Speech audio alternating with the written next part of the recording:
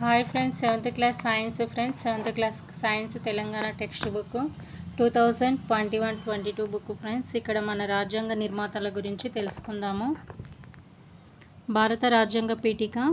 భారతదేశ ప్రజలమైన మేము భారతదేశాన్ని సర్వసత్తాక సామ్యవాద లౌకిక ప్రజాస్వామ్య గణతంత్ర రాజ్యంగా నిర్మించుకోవడానికి పౌరులందరికీ సాంఘిక, ఆర్థిక, రాజకీయ న్యాయాన్ని, ఆలోచన, భావ ప్రకటన, విశ్వాసం, ధర్మం, ఆదరణలతో స్వతంత్రాన్ని, అంతస్తుల్లోనూ అవకాశాల్లోనూ సమానత్వాన్ని చేకూర్చుటకు, వారందరిలో వ్యక్తి గౌరవాన్ని, జాతీయ సమైక్యతను సంరక్షిస్తూ సౌభ్రాతృత్వాన్ని పెంపొందించడానికి 1949 నవంబర్ 26న మన రాజ్యాంగ పరిషత్లో ఎంపిక చేసుకొని శాసనంగా రూపొందించుకున్న ఈ రాజ్యాంగాన్ని మాకు మేము ఇచ్చుకున్నాం. ఇక్కడ ఇంపార్టెంట్ పాయింట్స్ వచ్చేసి ఇక్కడ ఆర్డర్ వైజ్ అడుగుతారు. సోషల్లో సర్వసత్తాక సామ్యవాద లౌకిక ప్రజాస్వామ్య గణతంత్ర రాజ్యంగా నిర్మించుకోవడానికి అనేది అక్కడ ఆర్డర్ అడుగుతారు. సర్వసత్తాక సామ్యవాద లౌకిక ప్రజాస్వామ్య గణతంత్ర రాజ్యం అక్కడ ఆర్డర్ అడుగుతారు. ఇక్కడనేమో సాంఘిక, ఆర్థిక, రాజకీయ న్యాయం ఇది అడగకపోవచ్చు, కానీ ఇంతకుముందు ఒకసారి అయితే సర్వసత్తాక సామ్యవాద లౌకిక ప్రజాస్వామ్య గణతంత్ర రాజ్యం అనేది ఇది ఆర్డర్ వైజ్ అడిగారు ఫ్రెండ్స్. ఇంకొకటి వచ్చేసి 1949 నవంబర్ 26న మన రాజ్యాంగ పరిషత్తులో ఎంపిక చేసుకొని శాసనంగా రూపొందించుకున్న ఈ రాజ్యాంగాన్ని మాకు మేము ఇచ్చుకున్నాం. ఇది ఇంపార్టెంట్. ఇక్కడ కొంతమంది రాజ్యాంగ నిర్మాతలు ఉన్నారు. Jawaharlal Nehru, Gopalaswami Ayyangar, TT Krishnamachari, Sardar Vallabhbhai Patel, KM Munshi, Sarvepalli Radhakrishnan, doctor BR Ambedkar, Abdul Kalam Azad, Tej Bahadur Shah, Rajagopalachari, Babu Rajendra Prasad. ఇక్కడ చూడండి ఫ్రెండ్స్, విద్యా ప్రమాణాలు చాలా ఇంపార్టెంట్. మనకు మెథడ్స్లో అడుగుతారు విద్యా ప్రమాణాలు, అవి ఇక్కడ నుంచే అడుగుతారు. ఇవి ఒక ఆర్డర్ వైజ్ కూడా అడుగుతారు. చూడండి, విద్యా ప్రమాణాలు 7th క్లాస్లో 7వ తరగతి సైన్స్లో విద్యా ప్రమాణాల సంఖ్య వచ్చేసి 7 అన్నమాట. ఈ విద్యా ప్రమాణాలు ఆర్డర్ వైజ్గా అడుగుతారు. ఫస్ట్ వన్ వచ్చేసి విషయ అవగాహన, సెకండ్ వన్ ప్రశ్నించడం, ప్రకల్పన చేయడం, థర్డ్ వన్ ప్రయోగాలు, క్షేత్ర పరిశీలనలు, ఫోర్త్ వన్ సమాచార నైపుణ్యం, ప్రాజెక్టు పనులు, ఫిఫ్త్ వన్ వచ్చేసి బొమ్మలు గీయడం, నమూనాలు తయారు చేయడం ద్వారా భావప్రసారం, 6th వన్ అభినందించడం, సౌందర్యాత్మక స్పృహ కలిగి ఉండడం, విలువలు పాటించడం, 7th వన్ వచ్చేసి నిజ జీవిత వినియోగం, జీవ వైవిధ్యం పట్ల సానుభూతి కలిగి ఉండడం. ఇట్లా ఆర్డర్ వైజ్గా అడుగుతారు. ఇక్కడ ఈ మ్యాటర్ వచ్చేసి విషయావగాహన అంటే ఏంది? అసలు విషయావగాహన అంటే పాఠ్యాంశంలోని భావనలు అర్థం చేసుకొని సొంతంగా వివరించడం అన్నమాట. విషయావగాహన అంటే సొంతంగా వివరించడం, ఉదాహరణలు ఇవ్వడం, పోలికలు భేదాలు చెప్పడం, కారణాలను వివరించడం, విధానాలను విశదీకరించగలుగుతారు, మానసిక చిత్రాలను ఏర్పరచుకోగలుగుతారు. విషయావగాహన ఏంటంటే పాఠ్యాంశంలోని భావాన్ని అర్థం చేసుకొని సొంతంగా వివరించడం, ఉదాహరణలు ఇవ్వడం, పోలికలు భేదాలు చెప్పడం, కారణాలను వివరించడం, విధానాలను విశదీకరించగలుగుతారు, మానసిక చిత్రాలను ఏర్పరచుకోగలుగుతారు. వీటినన్నింటిని కలిపి విషయావగాహన అంటారు. ఎగ్జామ్లో మనకి ఏదైనా మ్యాటర్ ఇచ్చి అక్కడ భేదాలు చెప్పడం, పోలికలు తెలియజేయడం, ఉదాహరణలు ఇవ్వడం, కారణాలు వివరించగలిగారు, మానసిక చిత్రాలను ఏర్పరచుకోగలుగుతారు అని క్వశ్చన్ అడిగినప్పుడు అక్కడ ఆప్షన్స్లలో ఈ 4 ఇస్తారనమాట. అప్పుడు విషయావగాహన అది రైట్ ఆన్సర్ అవుతుంది. ప్రశ్నించడం, ప్రకల్పనలు చేయడం, విషయాన్ని అర్థం చేసుకోవడానికి, భావనకు సంబంధించిన సందేహాలను నివృత్తి చేసుకోవడానికి, చర్చను ప్రారంభించడానికి పిల్లలు ప్రశ్నించగలుగుతారు. ఒక అంశానికి చెందిన ఫలితాన్ని సహేతుక కారణాలతో ఊహించగలుగుతారు. ప్రయోగ ఫలితాలు ఊహించగలుగుతారు. ఇక్కడ మెయిన్ పాయింట్ వచ్చేసి ఊహించగలగడం. ప్రశ్నించడం, ప్రకల్పనలు చేయడం అంటే ప్రకల్పన అంటే ఊహించడం అని అర్థం. ఇక్కడ ఊహించడం మెయిన్ ఊహిస్తారనమాట, ప్రశ్నిస్తారు. ఏదైనా చర్చను ప్రారంభించడానికి పిల్లలు ప్రశ్నించగలుగుతారు. ఏదైనా విషయాన్ని అర్థం చేసుకోవడానికి, ఫస్ట్ విషయం అర్థం కాకపోతే విషయం అర్థం చేసుకోవడానికి, భావనలకు సంబంధించిన సందేహాలు నివృత్తి చేసుకోవడానికి, వాళ్ళకి ఏదైనా భావన ఆలోచన వచ్చిందనుకో దాన్ని నివృత్తి చేసుకోవాలంటే, దాన్ని తెలుసుకోవాలంటే చర్చను ప్రారంభించడానికి పిల్లలు ప్రశ్నిస్తారనమాట. వాళ్ళకి ఏదైనా సందేహం వచ్చి, ఆలోచన వచ్చి అర్థం చేసుకోవాలనుకున్నప్పుడు ప్రశ్నించగలుగుతారు. ఆ అంశానికి చెందిన ఫలితాన్ని సహేతుక కారణాలతో ఊహించగలుగుతారు. ఫలితాలు ఊహించగలుగుతారు. ఏం జరుగుతుంది అని ఊహించగలుగుతారు అనమాట. ప్రశ్నించడం, ఊహించగలగడం ఇవన్నీ ప్రశ్నించడం, ప్రకల్పనలు చేయడం కిందికి వస్తుంది ఫ్రెండ్స్. ఇంకొకటి వచ్చేసి ప్రయోగాలు, క్షేత్ర పరిశీలనలు. భావనలను అర్థం చేసుకోవడానికి పాఠ్యపుస్తకాల్లో సూచించిన ప్రయోగాలు, సొంత ప్రయోగాలు చేయగలుగుతారు. పరికరాలను అమర్చగలుగుతారు. పరిశీలన నమోదు చేయగలుగుతారు. ప్రత్యామ్నాయ పరికరాలను సూచించగలుగుతారు. జాగ్రత్తలు తీసుకోగలుగుతారు. చరరాశులను మార్చి ప్రత్యామ్నాయ ప్రయోగాలు చేయగలుగుతారు. క్షేత్ర పరిశీలనలో పాల్గొని నివేదికలను తయారు చేయగలుగుతారు. ఇక్కడ చూడండి ఫ్రెండ్స్, ప్రయోగాలు క్షేత్ర పరిశీలనలో అంటే ఏమర్థం అంటే వాళ్ళు భావనలను అర్థం చేసుకోగలుగుతారు. సూచించిన ప్రయోగాలు, పాఠ్యపుస్తకంలో సూచించిన ప్రయోగాలు చేయగలుగుతారు. సొంత ప్రయోగాలు కూడా చేయగలుగుతారు. పరికరాలను అమర్చగలుగుతారు. నమోదు చేయగలుగుతారు. ప్రత్యామ్నాయ పరికరాలు ఊహించగలుగుతారు, సూచించగలుగుతారు. జాగ్రత్తలు తీసుకోగలుగుతారు. చరరాశులను మార్చి ప్రత్యామ్నాయ ప్రయోగాలు చేయగలుగుతారు. టోటల్గా అంటే ప్రయోగాలు చేయడం అన్నమాట. ఇక్కడ దీనికి ఏదైనా దీనికి ఇంటర్లింక్ ఆన్సర్ వచ్చిందనుకో మనం ప్రయోగాలు, క్షేత్ర పరిశీలనలని అర్థం చేసుకోవచ్చు. సమాచార నైపుణ్యాలు, ప్రాజెక్టు పనులు. పాఠ్యపుస్తకంలోని విభిన్న భావనలు అర్థం చేసుకోవడానికి అవసరమైన సమాచారాన్ని వివిధ పద్ధతుల్లో ఇంటర్వ్యూ, చెక్ లిస్టు, ప్రశ్నావళి సేకరించగలుగుతారు. సమాచారాన్ని విశ్లేషించి వ్యాఖ్యానించగలుగుతారు. ప్రాజెక్టు పనులు నిర్వహించగలుగుతారు. సమాచార నైపుణ్యం, ప్రాజెక్టు పనులు అంటే ఇక్కడ పాఠ్యపుస్తకాలు విభిన్న భావనలు అర్థం చేసుకోవడానికి అవసరమైన సమాచారాన్ని వివిధ పద్ధతుల్లో ఇంటర్వ్యూ, చెక్ లిస్ట్, ప్రశ్నావళి సేకరించగలుగుతారు.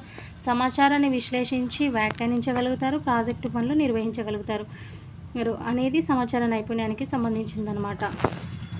బొమ్మలు గీయడం, నమూనాలు తయారు చేయడం ద్వారా భావప్రసారం. విజ్ఞాన శాస్త్ర భావనలకు సంబంధించి చిత్రాలను గీయడం, భాగాలను గురించి వివరించడం, గ్రాఫ్లు, ఫ్లోచార్ట్లు గీయడం, నమూనాలు తయారు చేయడం ద్వారా అవగాహనను వ్యక్తం చేయగలుగుతారు. బొమ్మలు గీయడం అంటే ఇక్కడ గుర్తుపట్టేస్తారు ఈజీగా. బొమ్మలు గీయడం అలాంటివి వచ్చినప్పుడు ఇది వచ్చేస్తుంది ఆప్షన్లో. బొమ్మలు గీయడం, నమూనాలు తయారు చేయడం ద్వారా భావప్రసారం. అభినందించడం, సౌందర్యాత్మక స్పృహ కలిగి ఉండడం, విలువలను పాటించడం. ఇక్కడ వచ్చేసి విజ్ఞాన శాస్త్రాన్ని నేర్చుకోవడం ద్వారా ప్రకృతిని, మానవ శ్రమను గౌరవించి అభినందించడంతో పాటు సౌందర్యాత్మక స్పృహ కలిగి ఉంటారు. రాజ్యాంగ విలువలను పాటించగలుగుతారు. ఇది వచ్చేసి అభినందించడం, సౌందర్యాత్మక స్పృహ కలిగి ఉండడం, విలువలు పాటించడానికి సంబంధించింది. నిజ జీవిత వినియోగం. జీవ వైవిధ్యం పట్ల సానుభూతి కలిగి ఉండడం. ఇక్కడ చూడండి ఫ్రెండ్స్, దైనందిన జీవితంలో ఎదురయ్యే సమస్యలు పరిష్కారానికి నేర్చుకున్న విజ్ఞాన శాస్త్ర భావనలు సమర్థవంతంగా వినియోగించుకోగలుగుతారు. జీవ వైవిధ్య ప్రాధాన్యతను గుర్తించి దానిని కాపాడడానికి కృషి చేయగలుగుతారు. ఇక్కడ దైనందిన జీవితంలో మన రోజువారీ కార్యకలాపాల్లో ఎదురయ్యే సమస్యలను పరిష్కరించడానికి నేర్చుకున్న విజ్ఞాన శాస్త్ర భావనలు సమర్థవంతంగా వినియోగించుకోగలుగుతారు. జీవ వైవిధ్య ప్రాధాన్యతను గుర్తించి దానిని కాపాడడానికి కృషి చేయగలుగుతారు. ఇక్కడ నిజ జీవిత వినియోగం అన్నప్పుడు మన నిజ జీవిత వినియోగానికి సంబంధించిన వచ్చినప్పుడు నిజ జీవిత వినియోగం అని పెట్టవచ్చు. జీవ వైవిధ్యం పట్ల సానుభూతి కలిగి ఉండడం అంటే జీవ వైవిధ్య ప్రాధాన్యతను గుర్తించి వాటిని కాపాడడానికి కృషి చేయగలుగుతారన్నమాట. ఇక్కడ ఈ మ్యాటర్ వచ్చినప్పుడు నిజ జీవిత వినియోగం, జీవ వైవిధ్యం పట్ల సానుభూతి అని చెప్పుకోవచ్చు. ఇక్కడ చూడండి ఫ్రెండ్స్, 7th క్లాస్ సైన్స్లో మనకు టోటల్గా 17 లెసన్స్ ఉన్నాయన్నమాట. 17 లెసన్స్ ఉన్నాయి. ఆహారంలోని అంశాలు, ఆమ్లాలు, క్షారాలు, జంతు దారాలు, పట్టు ఉన్ని, చలనం, కాలం, ఉష్ణం, వాతావరణంలో శీతోష్ణ స్థితి, విద్యుత్ ప్రవాహం ఫలితాలు, గాలి పవనాలు, తుఫాను, కాంతి పరావర్తనం, మొక్కల్లో పోషణ, జీవులలో శ్వాసక్రియ, మొక్కల్లో ప్రత్యుత్పత్తి, విత్తనాల ప్రయాణం, నీరు ఉన్న కొంచెం వృధా చేయకండి, నేల మన జీవనం, అడవి మన జీవనం, మన చుట్టూ జరిగే మార్పులు. ఇలా వచ్చేసి మొత్తం 17 లెసన్స్ ఉన్నాయి మనకు 7th క్లాస్లో. ఇప్పుడు వచ్చేసి ఫస్ట్ లెసన్ గురించి తెలుసుకుందాం, ఆహారంలోని అంశాలు. ఇక్కడ చూడండి ఫ్రెండ్స్, జాతీయ గీతం రచయిత వచ్చేసి రవీంద్రనాథ్ ఠాగూర్ అనమాట. జాతీయ గీతాన్ని రచించింది రవీంద్రనాథ్ ఠాగూర్. ప్రతిజ్ఞను రచించింది పైడిమర్రి వెంకట సుబ్బారావు. ఇక్కడ ఫస్ట్ లెసన్ వచ్చేసి 7th class science first lesson ఆహారంలోని అంశాలు.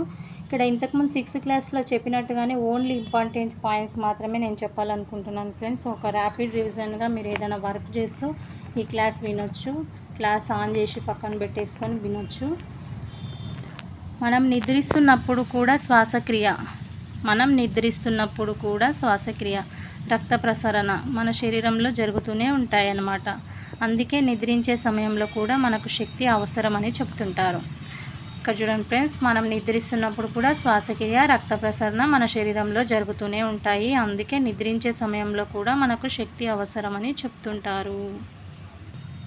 ఇక్కడ చూడండి ఫ్రెండ్స్, సెకండ్ పేపర్లో వచ్చేసి మనం తినే ఆహార పదార్థాల్లో కార్బోహైడ్రేట్లు, ప్రోటీన్లు, కొవ్వులు, విటమిన్లు, ఖనిజ లవణాలు ఉంటాయి. వీటిని మనం ఆవశ్యక అంశాలుగా గుర్తిస్తాం. వీటితో పాటు పీచు పదార్థం, నీరు కూడా ఆహారంలోని అంశాలే. వీటిని మనం పోషకాలు అంటాం. ఇక్కడ చూడండి ఫ్రెండ్స్, మనం తినే ఆహార పదార్థాల్లో కార్బోహైడ్రేట్స్, ప్రోటీన్లు, కొవ్వులు, విటమిన్లు, ఖనిజ లవణాలు ఉంటాయన్నమాట. వీటిని మనం ఆవశ్యక అంశాలుగా గుర్తిస్తాం. వీటితో పాటు పీచు పదార్థం, నీరు కూడా ఉంటాయన్నమాట. ఆహారంలోని అంశాలే. వీటిని మనం పోషకాలు అంటామన్నమాట. పిండి పదార్థాన్ని నిర్ధారించే పరీక్ష. పిండి పదార్థాన్ని నిర్ధారించే పరీక్ష. ఇక్కడ చూడండి ఫ్రెండ్స్, అయోడిన్ ద్వారా పిండి పదార్థాన్ని నిర్ధారిస్తామన్నమాట. ఇక్కడ ఒక ప్రయోగం ఉంది, సజల అయోడిన్ ద్రావణం తయారు చేయడం అని. అయోడిన్ ద్రావణం ఎలా తయారు చేస్తారనేది పరీక్ష ఉంది. అది మనకు అవసరం లేదు. మనం పిండి పదార్థాన్ని తయారు చేయాలంటే నిర్ధారించే పరీక్షలో మనం అయోడిన్ని యూజ్ చేస్తామన్నమాట. ఇక్కడ చూడండి, పదార్థం ముదురు నీలి రంగులోకి మారినట్లయితే అందులో పిండి పదార్థం ఉందని తెలుస్తుంది. పదార్థం ముదురు నీలి రంగులోకి మారినట్లయితే అందులో పిండి పదార్థం ఉందని తెలుస్తుంది. అంటే పిండి పదార్థం గురించి ఒకసారి అయోడిన్ గురించి తెలుసుకుందాం. పరీక్ష నాళికను తీసుకొని అందులో కొన్ని అయోడిన్ స్ఫటికాలు వేయండి. తర్వాత నీటిని కలుపుతూ పసుపు గోధుమ రంగు వచ్చే వరకు సజలం చేయండి. పరీక్ష నాళికంలో కొంచెం ఆహార పదార్థాన్ని తీసుకోండి. దానికి మీరు తయారు చేసిన కొన్ని చుక్కల సజల అయోడిన్ ద్రావణాన్ని కలపండి. రంగుల మార్పు గమనించండి. మీరే గమనించారు. ఇక్కడ చూడండి ఫ్రెండ్స్, పదార్థం ముదురు నీలి రంగులోకి మారినట్లయితే అందులో పిండి పదార్థం ఉందని తెలుస్తుంది. బాగా పండిన అరటి పండు కూర అరటితో ప్రయత్నించండి. మనం పిండి పదార్థం తెలుసుకోవడానికి అయోడిన్ని వాడుతాము. పదార్థం ముదురు నీలి రంగులోకి ఒకవేళ మనం ఏదైనా పదార్థం పైన అయోడిన్ ద్రావణాన్ని వేసినట్లయితే ఆ పదార్థము ముదురు నీలి రంగులోకి మారినట్లయితే అందులో పిండి పదార్థం ఉందని తెలుస్తుంది. చూడండి ఫ్రెండ్స్, కొవ్వు పదార్థాలను నిర్ధారించే పరీక్ష. కొద్ది పరిమాణంలో ఆహార పదార్థాన్ని తీసుకొని ఒక తెల్ల కాగితం పైన నెమ్మదిగా రుద్దండి. కాగితం పారదర్శకంగా మారితే అందులో కొవ్వు పదార్థాలు ఉన్నట్లు తెలుస్తుంది. ఇక్కడ చూడండి ఫ్రెండ్స్, మనం ఏదైనా ఒక ఆహారాన్ని తీసుకొని కొద్ది పరిమాణంలో కాగితానిపై రుద్దితే ఆ కాగితం పారదర్శకంగా మారితే అందులో కొవ్వు పదార్థాలు ఉన్నాయని తెలుస్తుంది అన్నమాట. మనం అప్పుడప్పుడు వడ లేదా దోశ లాంటి పదార్థాలు కాగితం ప్లేట్లో వేసుకొని తింటుంటాం కదా, అప్పుడు కాగితం ప్లేట్లు పారదర్శకంగా మారుతుంది. దీని కారణం ఏమిటో చెప్పగలరా అంటే అందులో ఆహారంలో కొవ్వు పదార్థం ఉండడమే. మనం ఏదైనా కొవ్వు పదార్థం ఉన్న పదార్థంని ఒక పేపర్ పైన అంటే ఆయిల్ లాగా అంటుతుంది కదా, అదే కొవ్వు పదార్థం అని గుర్తించవచ్చు అంట. ప్రోటీన్లను నిర్ధారించే పరీక్ష. ఇది చాలా ఇంపార్టెంట్. ఒకసారి మొన్న ఎగ్జామ్లో అడిగారు 2024లో. కాపర్ సల్ఫేట్ ద్రావణం, సోడియం హైడ్రాక్సైడ్ ద్రావణం ఎంతెంత పర్సెంటేజ్ ఉంటుందని అడిగారు ఎగ్జామ్లో. ఇక్కడ చూడండి, 2% కాపర్ సల్ఫేట్ ద్రావణం, 10% సోడియం హైడ్రాక్సైడ్ ద్రావణం తయారు చేయడం. 2% కాపర్ సల్ఫేట్ ద్రావణం, 10% సోడియం హైడ్రాక్సైడ్ ద్రావణాన్ని తయారు చేయడం. 2% కాపర్ సల్ఫేట్ ద్రావణం తయారు చేయడానికి 2 గ్రాముల కాపర్ సల్ఫేట్ను 100 మిల్లీలీటర్ల నీటితో కరిగించండి. 2 గ్రాముల కాపర్ సల్ఫేట్ని ద్రావణం తయారు చేయాలంటే 2 గ్రాముల కాపర్ సల్ఫేట్ను 100 మిల్లీలీటర్ల నీటిలో కరిగించాలంట.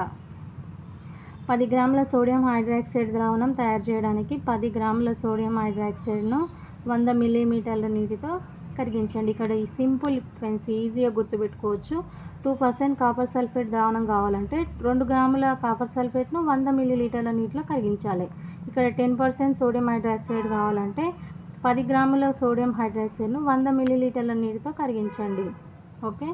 1 గ్రామ్ సోడియం హైడ్రాక్సైడ్ దాదాపు 6 సోడియం హైడ్రాక్సైడ్ పెల్లెట్లకు సమానం. ఇది ఇంపార్టెంట్ చూడండి ఫ్రెండ్స్. 1 గ్రామ్ సోడియం హైడ్రాక్సైడ్ దాదాపు 6 సోడియం హైడ్రాక్సైడ్ పెల్లెట్లకు సమానం అన్నమాట. ఈ ఎగ్జామ్లో ఏం అడుగుతారు, 1 గ్రామ్ సోడియం హైడ్రాక్సైడ్ ఎన్ని సోడియం హైడ్రాక్సైడ్ పెల్లెట్లకు సమానం అని అడుగుతారు. అప్పుడు 6 సోడియం హైడ్రాక్సైడ్ పెల్లెట్లకు సమానం అని చెప్పొచ్చు. ఒక శుభ్రమైన పరీక్ష నాళికలో పరీక్షించాల్సిన ఆహార పదార్థాన్ని కొద్దిగా తీసుకోండి. తీసుకున్న ఆహార పదార్థాలు ఘన పదార్థం అయితే దాన్ని పొడిగా నూరండి లేదా ముద్ద చేయండి. ఏదైనా పదార్థం తీసుకొని పొడిగా నూరండి లేదా ముద్ద చేయండి. 10 చుక్కల నీటిని చేర్చి బాగా కలపండి. 2 చుక్కల 2% కాపర్ సల్ఫేట్, 10 చుక్కల 10% సోడియం హైడ్రాక్సైడ్ని పరీక్ష నాళికలో వేసి బాగా కలపండి. రంగుల మార్పు గమనించండి. పదార్థం నీలి రంగు నుంచి వంకాయ రంగు వంకాయ రంగు అంటే ముదురు నీలి రంగులోకి మారినట్లయితే ప్రోటీన్లో ఉన్నట్లు తెలుస్తుంది అన్నమాట.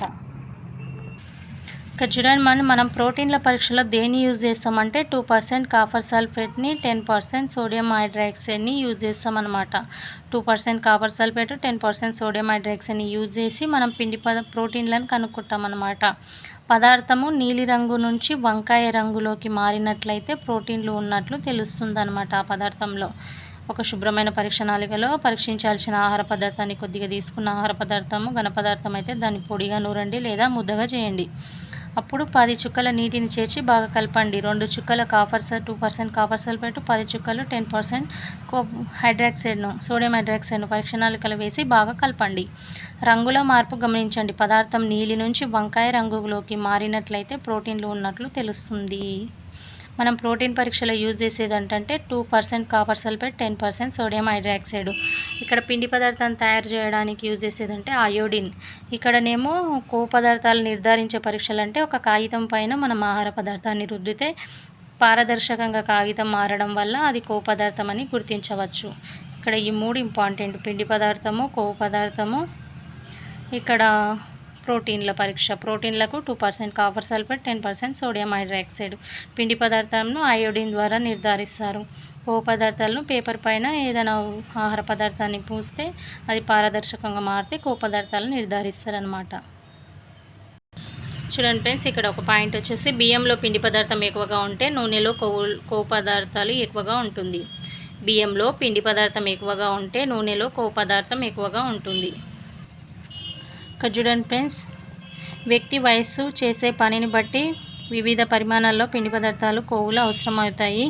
ఎదిగే పిల్లలకు పుష్టికరమైన ఆహారం కావాలి. ప్రోటీన్లు అధికంగా ఉండే పాలు, మాంసం, పప్పు మొదలైనవి. ప్రోటీన్లు పాలల్లో, మాంసంలో, పప్పులో అధికంగా ఉండేటివి ఏంటంటే ప్రోటీన్లు అధికంగా ఉంటాయి అన్నమాట. పాలు, మాంసం, పప్పులలో పదార్థాలు చాలా అవసరం అన్నమాట. ఎదిగే పిల్లలకు పాలు, మాంసం, పప్పులు అనే పదార్థాలు చాలా అవసరమైనవి. ప్రోటీన్లకు సంబంధించిన పదార్థాలు చాలా అవసరమైనవి. ఇవి కాక స్వల్ప పరిమాణంలో విటమిన్లు, ఖనిజ లవణాలు కూడా కావాలి. పుష్టికరమైన ఆహారం తింటే ఆరోగ్యంగా ఉంటాం. ఇక్కడ చూడండి ఫ్రెండ్స్, వ్యక్తి వయసుని, చేసే పనిని బట్టి వివిధ పరిమాణంలో పిండి పదార్థాలు, కొవ్వులు అవసరమవుతాయి. ఎదిగే పిల్లలకు పుష్టికరమైన ఆహారం కావాలి. ప్రోటీన్లు అధికంగా ఉండే పాలు, మాంసం, పప్పులు మొదలైన పదార్థాలు చాలా అవసరం. ఇవి కాక స్వల్ప పరిమాణంలో విటమిన్లు, ఖనిజ లవణాలు కూడా కావాలి. పుష్టికరమైన ఆహారం తింటే ఆరోగ్యంగా ఉంటాము. పీచు పదార్థాలు. ఆహారంలోని కార్బోహైడ్రేట్లు, ప్రోటీన్లు, కొవ్వులు, విటమిన్లు, ఖనిజ లవణాలతో పాటు పీచు పదార్థాలు ఆహారంలోని కార్బోహైడ్రేట్లు, ప్రోటీన్లు, కొవ్వులు, విటమిన్లు, ఖనిజ లవణాలతో పాటు కొన్ని ఇతర అంశాలు కూడా ఉంటాయి. ఇవి కూడా మన శరీరానికి ఎంతో అవసరం. వాటిలో పీచు పదార్థాలు ఒకటి. పీచు పదార్థాలు కూడా ఒక రకమైన కార్బోహైడ్రేట్స్. అవి మన శరీరంలో జీర్ణం కావు. ఇక్కడ చూడండి ఫ్రెండ్స్, పీచు పదార్థాలంట ఆహారంలో కార్బోహైడ్రేట్లు, ప్రోటీన్లు, కొవ్వులు, విటమిన్లు, ఖనిజ లవణాలతో పాటు కొన్ని ఇతర అంశాలు కూడా ఉన్నాయన్నమాట. ఆహారంలో కార్బోహైడ్రేట్లు, ప్రోటీన్లు, కొవ్వులు, విటమిన్లు, ఖనిజ లవణాలతో పాటు కొన్ని ఇతర అంశాలు కూడా ఉన్నాయి. ఇవి కూడా మన శరీరానికి ఎంతో అవసరం అన్నమాట. వాటిలో ఒకటి ఏంటంటే పీచు పదార్థం.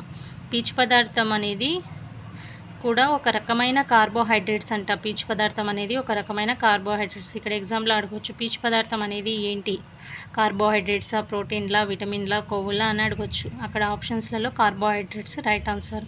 పీచు పదార్థం అనేది ఒక రకమైన కార్బోహైడ్రేట్ అనమాట. ఇది మన శరీరంలో జీర్ణం కావు.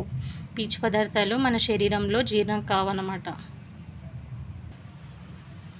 బీరకాయ, బెండకాయ, చిక్కుడు, ఉడికించిన చిలకడదుంప మొదలైన వాటిని తీసుకోండి. వీటిని ముక్కలు ముక్కలుగా విరిచి లేదా నలిపి చూడండి. సన్నని దారాలు లాంటి నార వంటి నిర్మాణాలు కనిపిస్తాయి. వీటినే పీచు పదార్థాలు అంటారు. మనం ప్రతిరోజు చేసే భోజనంలో తగినంత పీచు పదార్థాలు ఉండేటట్టు చూసుకోవాలి. ఇక చూడండి ఫ్రెండ్స్, పీచు పదార్థాలకి ఎగ్జాంపుల్ వచ్చేసి బీరకాయ, బెండకాయ, చిక్కుడు, ఉడికించిన చిలకడదుంప. పీచు పదార్థాలకి ఎగ్జాంపుల్స్ వచ్చేసి బీరకాయ, బెండకాయ, చిక్కుడు, ఉడికించిన చిలకడదుంప.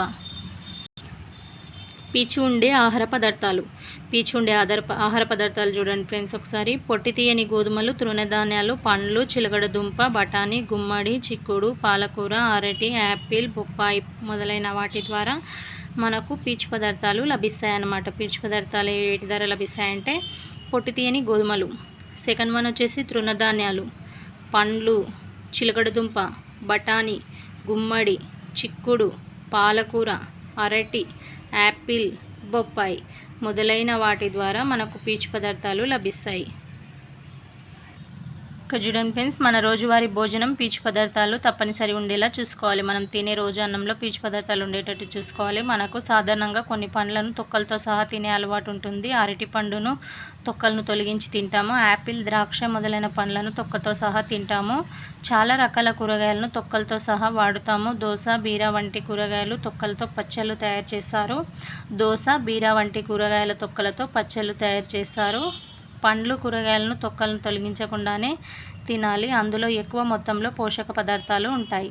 పండ్లు, కూరగాయలను తొక్కలను తొలగించకుండానే తినాలి. అందులో ఎక్కువ మొత్తంలో పోషక పదార్థాలు ఉంటాయి.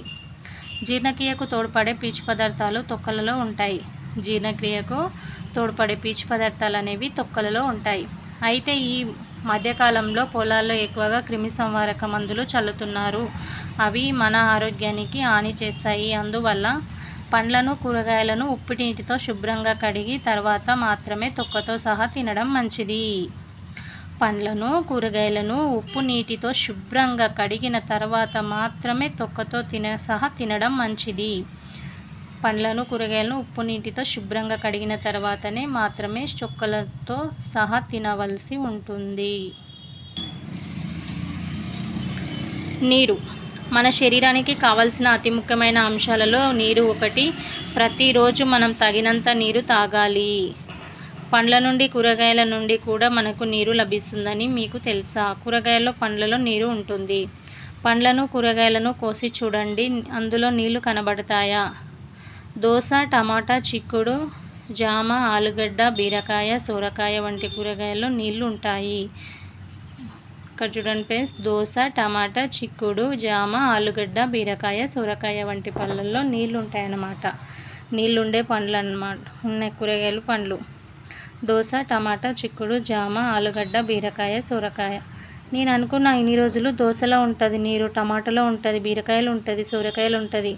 ఆలుగడ్డలో నాకు నీరు కనిపించినట్టు అనిపించదు, కానీ నీరు ఉంటుందంట.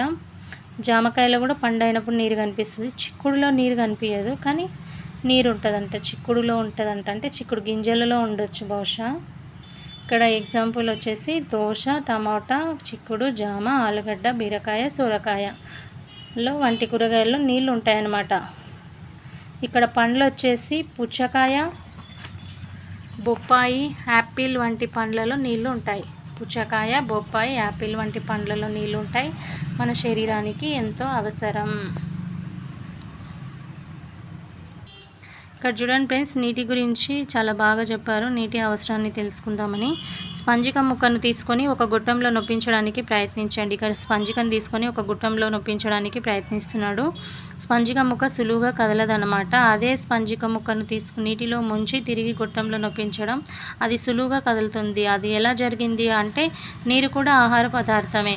మనం తగినంత నీటిని తాగితే జీర్ణాశయంలో మనం తీసుకున్న ఆహారం సులువుగా కదిలే అవకాశం ఉంది.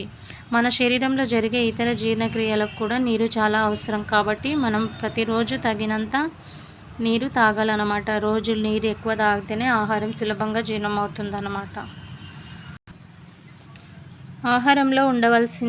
సంతులిత ఆహారంలో ఉండవలసిన పిండి పదార్థాలు, ప్రోటీన్లు, కొవ్వులు, విటమిన్లు, ఖనిజ లవణాలు తగిన పరిమాణంలో ఉండే విధంగా చూసుకోవాలి.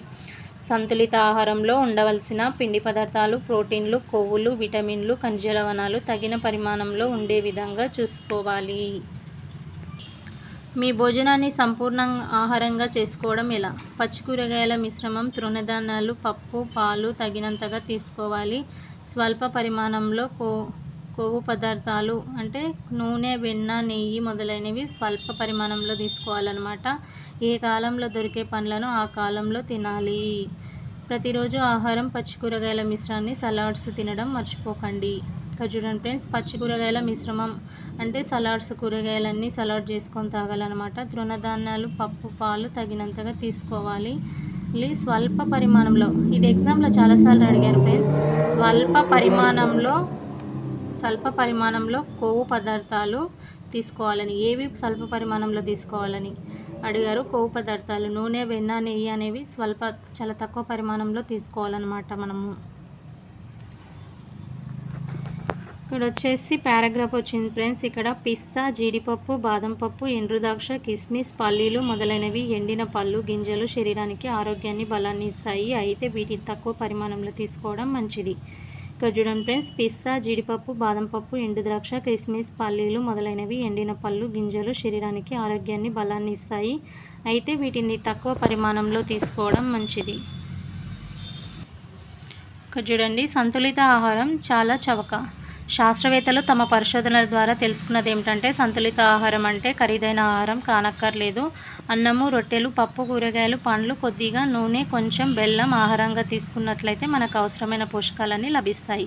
ఇక్కడ చూడండి ఫ్రెండ్స్, అన్నము, రొట్టెలు, పప్పు, కూరగాయలు, పండ్లు, కొద్దిగా నూనె, కొంచెం బెల్లము ఆహారం తీసుకున్నట్లయితే మనకు అవసరమైన పోషకాలన్నీ లభిస్తాయి. ఈ రకమైన సంతులిత ఆహారం తక్కువ ఖరీదులోనే లభిస్తుంది. ఇందుకోసం రకరకాల ఆహార పదార్థాలు తినవలసిన అవసరం లేదు. సంతులిత ఆహారాన్ని సరైన పద్ధతిలో తీసుకోవాలి. ఆహార పదార్థాలను ఎక్కువగా ఉడికించడం, వేయించి మళ్ళీ వేడి చేయడం వలన వాటిలోని పోషకాలు నశిస్తాయన్నమాట. ఇక్కడ చూడండి ఫ్రెండ్స్, ఆహార పదార్థాలు ఎక్కువగా ఉడికించడం, వేయించడం, మళ్ళీ వేడి చేయడం వలన వాటిలోని పోషకాలు నశిస్తాయి. అదేవిధంగా కూరగాయలను ముక్కలుగా కోసిన తర్వాత కడిగితే కూడా పోషకాలు నశిస్తాయి. ఇవి ఇంపార్టెంట్ చూడండి ఫ్రెండ్స్. అదేవిధంగా కూరగాయలు ముక్కలుగా కోసిన తర్వాత కడిగితే కూడా పోషకాలు నశిస్తాయి అన్నమాట. ముందే కూరగాయలు కడుక్కోవాలన్నమాట. ముక్కలుగా కోసిన తర్వాత కడిగి వండితే పోషకాలు అనేటివి నశిస్తాయి అన్నమాట.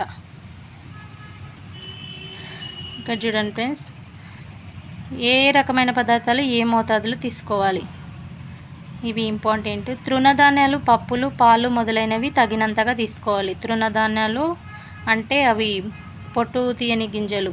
తృణధాన్యాలు, పప్పులు, పాలు మొదలైనవి తగినంతగా తీసుకోవాలి. పండ్లు, కూరగాయలు, ఆకుకూరలు ఎక్కువ మోతాదులో తీసుకోవాలి.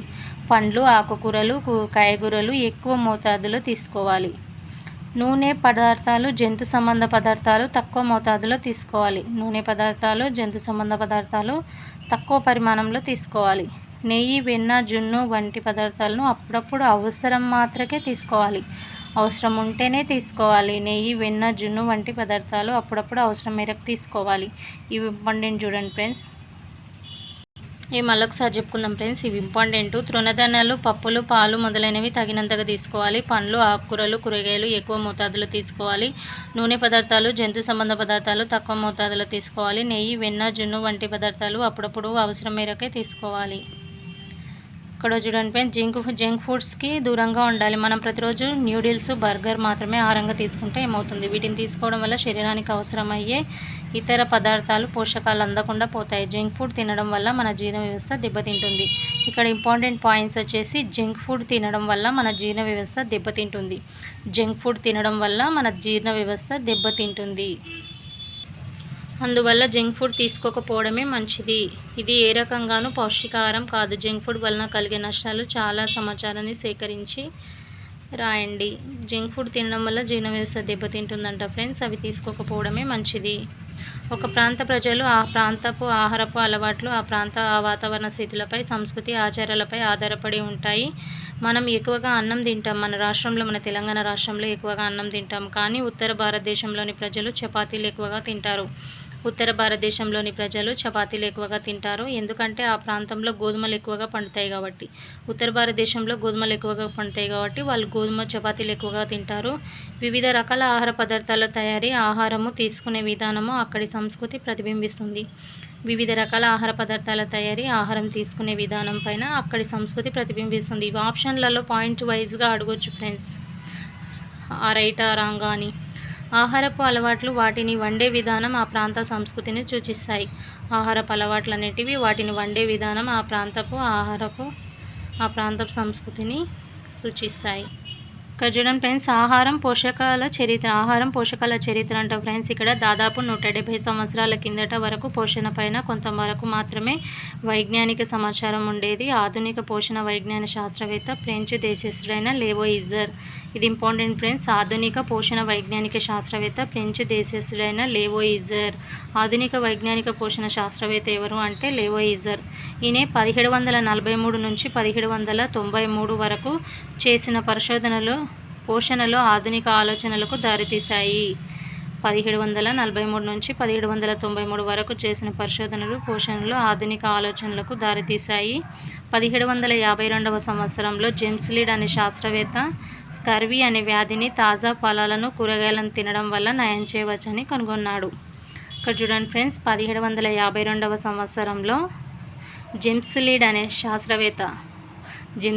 శాస్త్రవేత్త స్కర్వీ అనే వ్యాధిని తాజా ఫలాలు కూరగాయలు తినడం వల్ల నయం చేయవచ్చని కనుగొన్నాడు. ఇది చాలా ఇంపార్టెంట్ ఫ్రెండ్స్.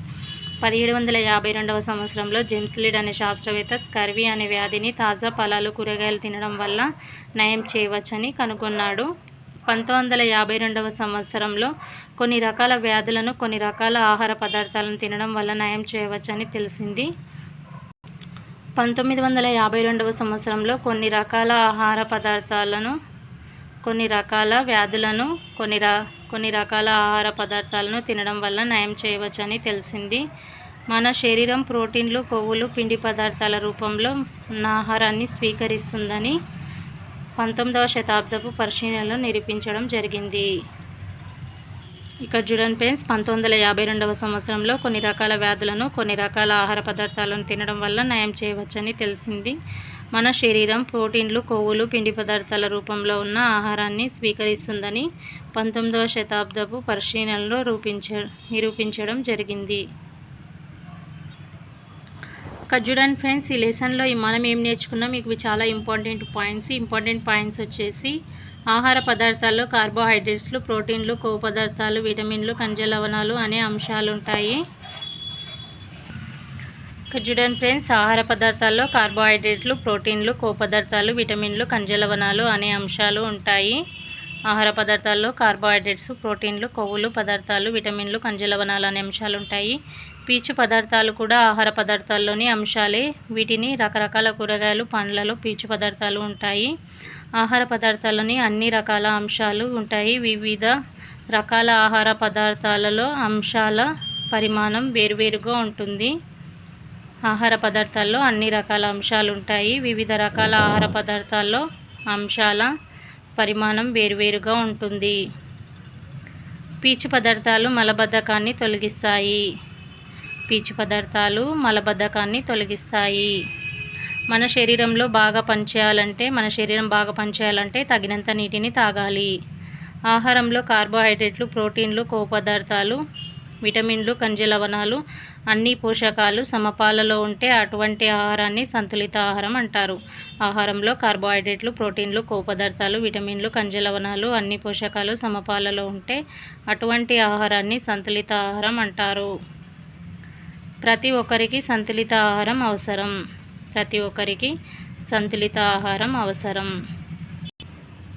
ఇక్కడ చూడండి ఫ్రెండ్స్, ఎగ్జాంపుల్స్లలో నేను కాగితాన్ని పారదర్శకంగా మార్చే ఆహార పదార్థాన్ని అంటే కొవ్వు. కోసిన బంగాళదుంప పైన నన్ను వేయండి, అది ముదురు నీలిరంగులోకి మారుతుంది అంటే అయోడిన్, అది పిండి పదార్థాన్ని పరీక్షించడం. మన ఆహారంలో పీచు పదార్థాలు లేకపోతే ఏమవుతుందంటే మలబద్ధకం వస్తుందన్నమాట. ఇక్కడ వచ్చేసి మన ఆహారంలో పీచు పదార్థాలు మలబద్ధకాన్ని ఏర్పడకుండా నిరోధిస్తాయి. మనం ప్రతిరోజు తీసుకునే ఆహారం ఎక్కువ పరిమాణంలో ఉండవలసినవి పండ్లు, కూరగాయలు అన్నమాట. మనం రోజు తీసుకునే దాంట్లో ఎక్కువ పరిమాణంలో ఉండాల్సినవి పండ్లు, కూరగాయలు. నూనె, కొవ్వులు మనకు శక్తినిస్తాయి అన్నమాట. నూనె, కొవ్వులు అనేవి మనకు శక్తినిస్తాయి. ఇక్కడ జతపరచండి చూడండి ఫ్రెండ్స్. పీచు పదార్థాలు వచ్చేసి మలబద్ధకాన్ని తొలగిస్తాయి. ప్రోటీన్లు శరీర నిర్మాణానికి తోడ్పడతాయి. కార్బోహైడ్రేట్లు శక్తినిస్తాయి. పీచు పదార్థాలు మలబద్ధకాన్ని తొలగిస్తాయి. ప్రోటీన్లు శరీర నిర్మాణానికి తోడ్పడతాయి. కార్బోహైడ్రేట్లు శక్తినిస్తాయి. ఇక ఇంతటితో 7th class science first lesson complete అయింది ఫ్రెండ్స్. నెక్స్ట్ క్లాస్లో సెకండ్ లెసన్ చెప్పుకుందాము.